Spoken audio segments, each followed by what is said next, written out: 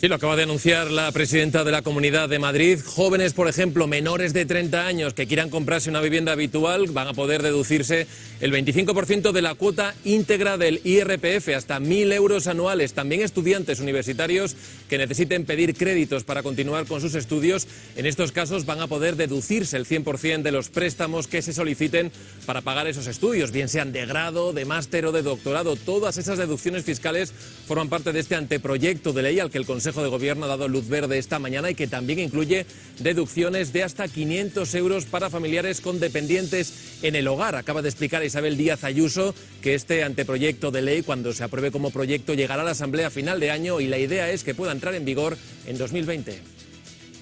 Pues vamos a hacer, gracias Miguel, vamos a hacer una conexión de urgencia con Juan Ramón Rayo. Él es un economista partidario de incentivar la economía, sí, bajando impuestos, así que supongo que recibes con agrado ese anuncio, ¿no? Bueno, efectivamente, siempre que se bajen impuestos y siempre que el dinero permanezca allí donde debería estar, desde un origen que es el bolsillo de los ciudadanos, pues estamos ante una buena noticia. Sin embargo, en este caso, dos matices o dos aclaraciones. Primero, es importante conciliar las bajadas de impuestos con el equilibrio presupuestario. Veremos en qué medida el Ejecutivo de la Comunidad de Madrid, ahora que anuncia bajadas de impuestos, también lleva a cabo controles de gasto que impidan que el déficit público aumente. Esperemos que así sea.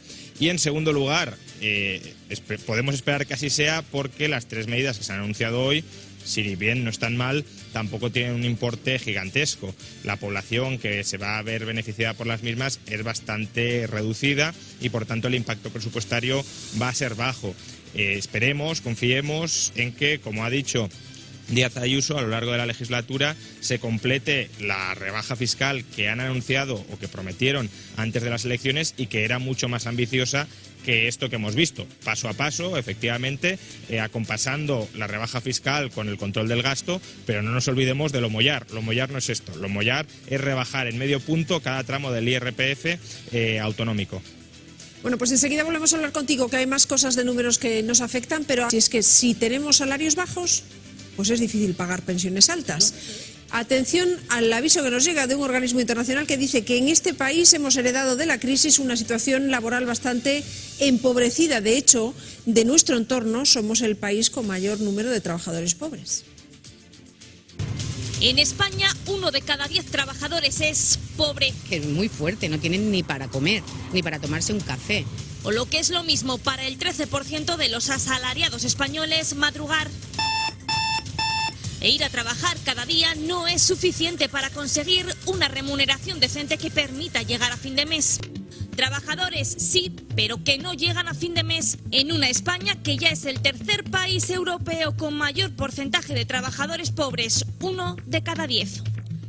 Pues empecemos por ahí, a preguntarle a Juan Ramón Rayo, doctor en Economía, lo teníamos ahí esperando. Gracias, Juan Ramón. Empecemos por ahí. Si tenemos sueldos por debajo, digamos, de lo necesario para vivir, difícilmente podremos aportar lo necesario para pagar las pensiones, ¿no?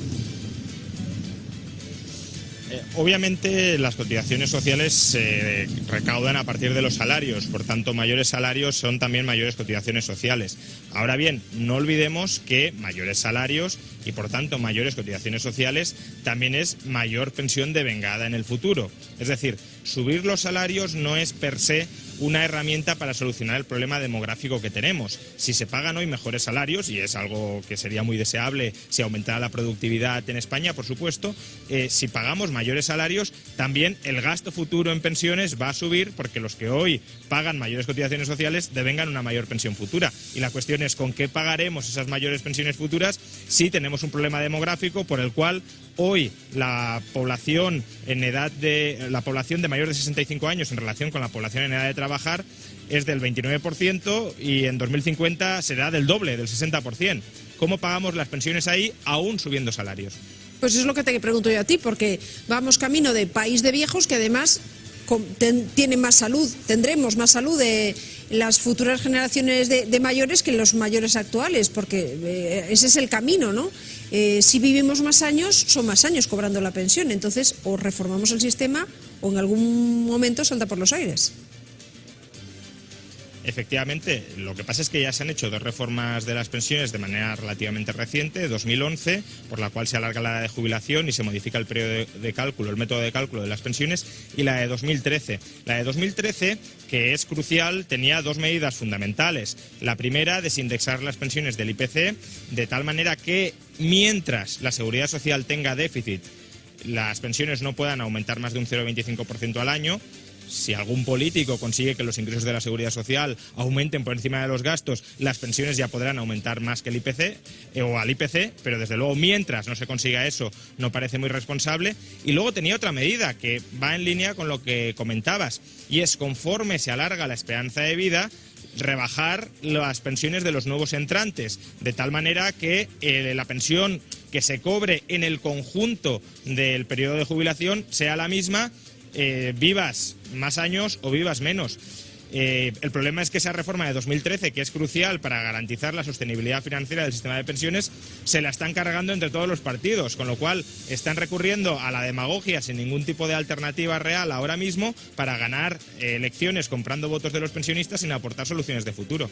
Juan Ramón, ¿a dónde tenemos que mirar? ¿Hay algún país que nos tenga la solución, digamos que haya encontrado una fórmula quizás de combinación de sistema público-privado? No lo sé, te pregunto. A ver, prácticamente todos los países del mundo, con la excepción de España, Grecia, Austria y poco más, prácticamente todos los países del mundo tienen un sistema público-privado. El sistema público abona una pensión, en algunos casos asistencial, en otros contributiva, pero con unas cuantías mucho menores que la española. Lo habéis comentado con anterioridad, la tasa de sustitución en España ahora mismo está, según como la calculemos, entre el 70 y el 80%, es decir, la pensión equivale a entre el 70 y el 80% de los salarios cotizados durante la vida laboral. En Europa está entre el 40 y el 50%. Eso no significa que en Europa solo cobren esa pensión pública exigua. Significa que esa pensión pública exigua, que es a lo más que da el sistema público de pensiones, se complementa con ahorro privado que esos trabajadores han ido generando a lo largo de sus vidas y que es suyo, que no es de unos políticos que gestionan como ellos consideran oportuno para maximizar su probabilidad de elección, sino que es un patrimonio propio de cada trabajador de dónde se pagan las pensiones. Creo que eso sería lo deseable en estos momentos. No favorecer los planes de pensiones, como se suele decir, que son bastante desastrosos en nuestro país, sino potenciar el ahorro privado en una diversidad de activos muy distintos. Ahí quería ir porque aquí estaban comentando los compañeros, tal como están planteados los planes de pensiones no son desde luego para muchos una inversión rentable. Entre el plan de pensiones que tenemos en España y el tradicional sistema de meterlo bajo el colchón, que no es el más seguro, alternativas, algún sistema que sea la propia empresa la que vaya creando, digamos, esa bolsa en la que tú vas acumulando ahorro.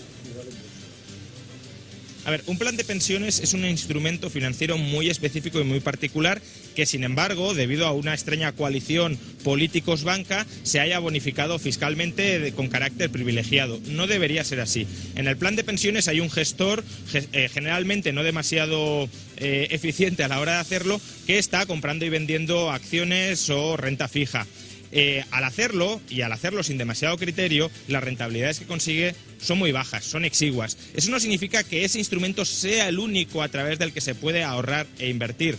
En el resto del mundo, la mayoría de ciudadanos, ya es el principal vehículo de inversión, suelen invertir en fondos de inversión indexados pasivamente a un índice. ¿Qué significa qué cosa más esto? rara me has dicho. Que replican el Tradúcemelo, comportamiento. Rayo, para que lo entendamos los Sí. de letras. Es muy raro, pero es el principal instrumento de inversión del mundo. Ya supera ese instrumento el fondo de inversión gestionado activamente por un profesional. Básicamente, ¿qué es? Pues replicar lo que hace la bolsa cuando lo vemos en las noticias. ¿Qué hace el IBEX 35? ¿Qué hace el Dow Jones? ¿Qué hace el Standard & Poor's? Bueno, se crea un fondo que replica ese índice y no estamos pagando comisiones sangrantes a la banca para que obtenga una rentabilidad bajísima. La rentabilidad media de los mercados bursátiles en 120 años es del 5,5% después de inflación, es decir, descontando ya inflación. Por tanto, esa es la rentabilidad que deberíamos intentar conseguir invirtiendo en fondos de gestión pasiva, es decir, que indexan, que replican los índices, en lugar de confiarles nuestro dinero a unos gestores que mueven las acciones y que no consiguen rentabilidades extraordinarias, pero a los que les pagamos una comisión gigantesca, que además en gran medida procede de una bonificación fiscal que no debería existir específicamente para los planes de pensiones. Si algo me ha quedado claro es que hay alguno que está haciendo negocio a base de ese temor que tienes a quedarte sin dinero en el futuro, ahorrando quizás por el camino que no es. Seguiremos hablando de esto, que es un tema muy interesante. Juan Ramón, gracias por estar con nosotros. Muchas gracias a vosotros. Más